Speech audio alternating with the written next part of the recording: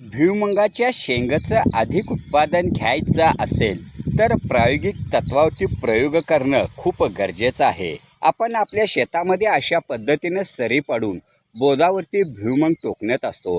अशावेळी चांगल्या पद्धतीनं पीक येत असतं. हे पीक आल्यानंतर सरीवरती भुईमुग घातल्यानंतर पोकळी जाण्याची शक्यता असते. ती पोकळी दूर करण्यासाठी आपण आपल्या पायाच्या माध्यमातून प्रत्येक जाळीवरती जर अशा पद्धतीनं पाय ठेवत गेलो तर सदर जाळीमध्ये जी पोकळी निर्माण जमिनीमध्ये झालेली असते, भुसभुशीतपणा झालेला असतो, तो दूर होत असतो. त्याचबरोबर अशा पद्धतीनं आपण प्रत्येक जाळी तुडवल्यामुळे त्या जाळीला मध्ये एक टणकपणा निर्माण येत असतो व सदर जाळीखाली हुंगणी आळी असेल तर तीसुद्धा मरते. त्यामुळे शेतकरी वर्गाने जर अशा पद्धतीनं जाळ्या दाबत नेल्या तर अधिक उत्पादन निघत असते.